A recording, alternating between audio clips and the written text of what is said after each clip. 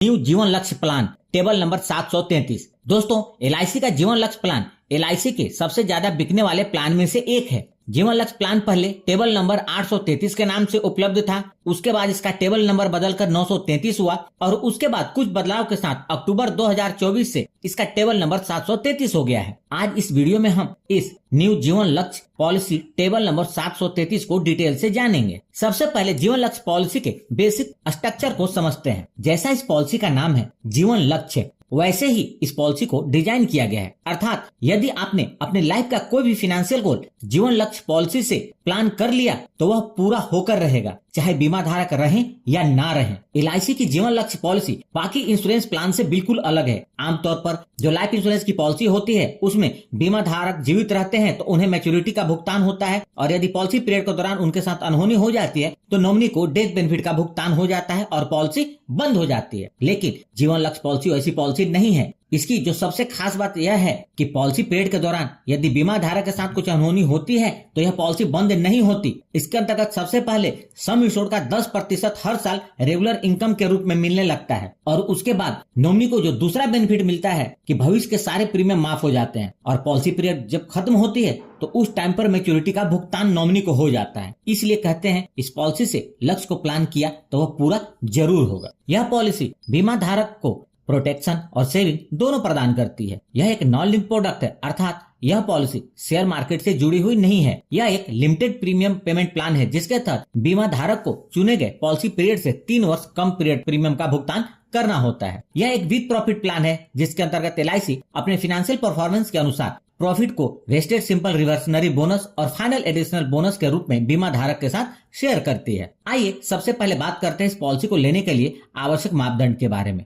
इस पॉलिसी को लेने के लिए जो मिनिमम एज एट एंट्री है वह है 18 वर्ष। मतलब 18 वर्ष से कम उम्र के बच्चों को यह पॉलिसी नहीं दी जा सकती। मैक्सिमम एज एट एंट्री है 50 वर्ष। मतलब 50 वर्ष 6 महीने से अधिक उम्र वाले व्यक्ति को यह पॉलिसी नहीं दी जा सकती। मिनिमम एज एट मैच्योरिटी, यानी कि मैच्योरिटी के समय बीमा धारक की उम्र कम से कम कितनी होनी चाहिए, तो वह है 31 वर्ष। मैक्सिमम एज एट मैच्योरिटी वह है 65 वर्ष। Policy term, minimum policy term 13 वर्ष का है और मैक्सिमम पॉलिसी टर्म 25 वर्ष का है। इस पॉलिसी के अंतर्गत आप 13 वर्ष से लेकर 25 वर्ष तक का पॉलिसी टर्म ले सकते हैं। प्रीमियम पेमेंट टर्म, इस पॉलिसी का जो प्रीमियम पेमेंट टर्म है वह पॉलिसी टर्म -3 वर्ष है। मतलब यदि पॉलिसी टर्म 13 वर्ष है तो प्रीमियम पेइंग टर्म 13 - 3 = 10 वर्ष होगा। यदि आप 20 वर्ष का पॉलिसी पीरियड लेंगे तो प्रीमियम पेइंग टर्म 20 - 3 अर्थात 17 वर्ष प्रीमियम पे करना होगा। मिनिमम सम इंश्योर्ड, जीवन लक्ष्य पॉलिसी के अंतर्गत मिनिमम सम इंश्योर्ड 2 लाख रुपए का है। मैक्सिमम सम इंश्योर्ड की कोई लिमिट नहीं है। अब बात करते हैं राइडर्स के बारे में। राइडर्स का मतलब होता है पॉलिसी बेनिफिट के अलावा अतिरिक्त बेनिफिट, और इसके लिए अतिरिक्त प्रीमियम का भुगतान करना पड़ता है।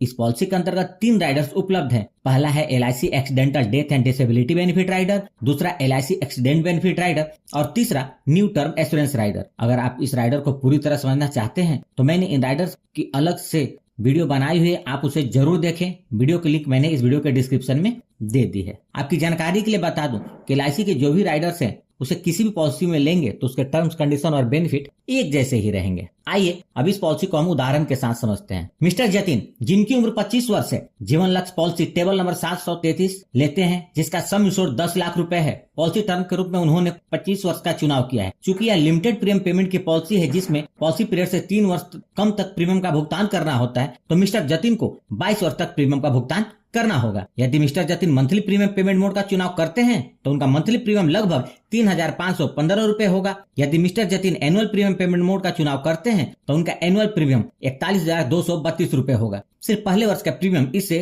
थोड़ा ज्यादा होगा। इस प्रकार मिस्टर जतिन पूरे पॉलिसी पीरियड के दौरान टोटल 9,08,012 रुपए प्रीमियम के रूप में भरेंगे। सबसे पहले इस पॉलिसी की मैच्योरिटी को देखते हैं। जब पॉलिसी के 25 वर्ष पूरे हो जाएंगे, यानी कि मिस्टर जतिन की उम्र जब 50 वर्ष होगी तो इस पॉलिसी की मैच्योरिटी हो जाएगी, और मिस्टर जतिन को मैच्योरिटी का भुगतान कुछ इस प्रकार होगा। सबसे पहले पॉलिसी का सम इंश्योर्ड 10 लाख रुपए, उसके बाद वेस्टेड सिंपल रिवर्सनरी बोनस 11,50,000 रुपए, उसके बाद फाइनल एडिशनल बोनस 4,50,000 रुपए, टोटल 26 लाख रुपए मिस्टर जतिन को मिलेंगे। आप यहाँ देख सकते हैं कि मिस्टर जतिन ने लगभग 9 लाख रुपए प्रीमियम के रूप में भरे और मैच्योरिटी के रूप में उन्हें लगभग 26 लाख रुपए मिले। दोस्तों, यहाँ जो मैंने मैच्योरिटी कैलकुलेट की वह एलआईसी द्वारा डिक्लेयर किए गए वर्तमान बोनस रेट के आधार पर है। अतः आपकी मैच्योरिटी इससे थोड़ी अलग हो सकती है, लेकिन इसी के आसपास होगी। अब बात करते हैं डेथ बेनिफिट के बारे में। पॉलिसी लेने के बाद से लेकर पॉलिसी पीरियड के दौरान कभी भी मिस्टर जतिन के साथ कुछ अनहोनी हो जाती है और वो अपने परिवार के बीच नहीं रहते तो नॉमिनी को डेथ बेनिफिट का भुगतान होगा, चाहे अनहोनी पॉलिसी लेने के तुरंत बाद हो या कभी भी हो। यहाँ हम मान लेते हैं पॉलिसी के 5वें वर्ष में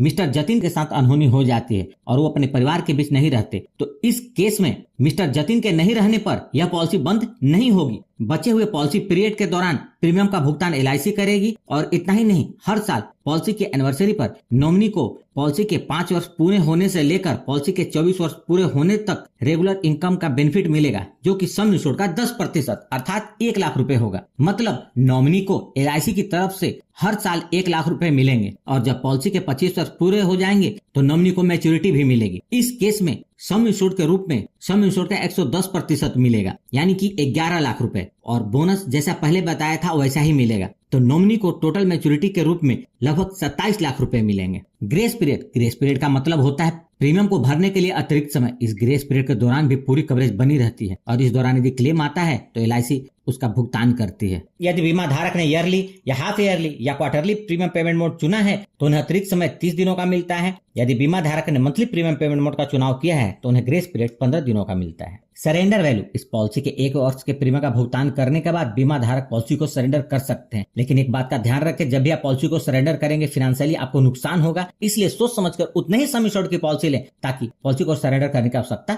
न पड़े। लोन फैसिलिटी, इस पॉलिसी के अंतर्गत लोन की सुविधा उपलब्ध है जो कि पॉलिसी के अंतर्गत 1 वर्ष के प्रीमियम भुगतान करने के बाद मिलती है। लोन का अमाउंट इस बात पर निर्भर करेगा कि पॉलिसी कितने साल चली है और उसका सरेंडर वैल्यू क्या है, जिसे आप इस टेबल में देख सकते हैं। टैक्स बेनिफिट, इस पॉलिसी के अंतर्गत जो प्रीमियम का भुगतान होता है वह इनकम टैक्स के सेक्शन 86 के अंतर्गत एग्जम्प्टेड है और जो मैच्योरिटी या डेथ